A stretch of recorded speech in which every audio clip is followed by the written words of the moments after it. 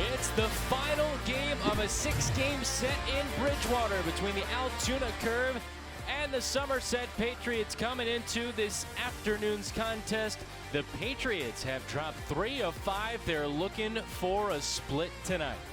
Hey there, everybody. Welcome inside the broadcast booth. Brandon Pelter with Mark Schwartz. And Mark, last night's contest, a tough loss for the Patriots. Some big offense from the Curve, and Somerset just really couldn't get going. The wheel route has been so successful. It was today. It was in the Big Ten championship game as well. What makes that play so successful?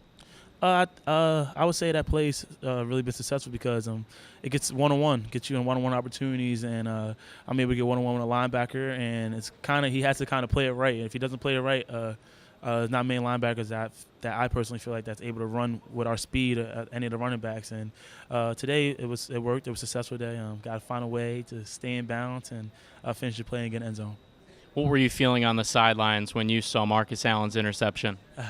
I was excited. Like I said, when your brothers get in the game and make plays, you get excited. It's an exciting feeling. And I was on the sideline screaming like a girl for Marcus, but that was his first career interceptions. And I remember having a conversation with Marcus, and he kept saying, "He's gonna get one. He's gonna get one." I just kept saying, "Be patient. It's gonna happen." And he got his first one today, and he was back. He was out there running like he was in high school, looking like a running back. Almost got into the end zone, but it was supposed to play for us, and that's the plays that we need. And when you got the defense and the offense and the special team click on a high cylinder, it's hard to beat a team like that.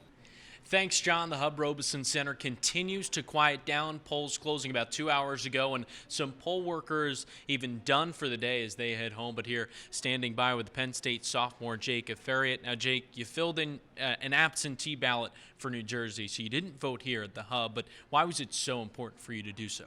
You know, for me, and especially with these midterm elections, everyone says, oh, the presidential elections are what matters. But, if you look at... It's the #1 sport in Puerto Rico. Well, baseball means everything for me. It is who I am. It made me be the man who I am today. Well, practically, baseball in Puerto Rico is the #1 sport. And the heart of Puerto Rico's Little League program lies in Yabucoa. But in September of 2017, Hurricane Maria ripped through Puerto Rico, bringing everything, including baseball, to a halt. Edwin Sanchez, who's been volunteering with Yabucoa's Juan A. Bibiloni Little League for over 30 years, saw the damage firsthand. It came through the beach, and luckily there was no rain, but the wind destroyed everything it touched. Here, what was once Yabucoa's premier baseball field, home to both Little League and Yabucoa's AA baseball team, the Azucareros, the Estadio Municipal Felix Milan now sits abandoned. The field, overgrown. The roofing, gone. And the scoreboard destroyed. It was difficult. It affected us physically and spiritually. A lot of kids stopped playing. Others moved to another town. And others even migrated to the States. I mean, there was no ballparks. All ballparks were destroyed, no lights and things like that. So it was really difficult to have practice. Baseball's role became even more important following the hurricane.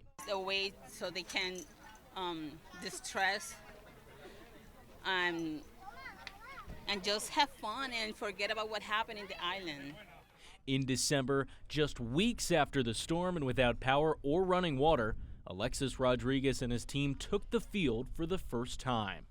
They brought me life here, something to entertain myself, something to get my mind to not think in the hurricane, to not think what we are suffering. It was great. It was great. Prior to Maria, Yabucoa had nearly 20 fields. All were damaged, and now just 6 are playable.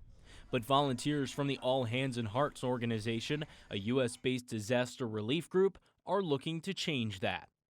It's about morale boosting just as much as it is about roof fixing. And community building, especially in Puerto Rico, baseball is huge. Participation in Yabucoa is still down about 50%, but Sanchez is hopeful that in time, things will get back to normal. It's going to depend on various circumstances. but we're on a good path. We're on a good path. Along with the rest of life, baseball continues to improve in Yabucoa. This field just got lights in January and will be adding a parking lot later this year. The renovations are a part of preparations for a Caribbean Series tournament that Sanchez is planning. The tournament will be played in late June. In Yabucoa, Puerto Rico, I'm Brandon Pelter for the Center County Report.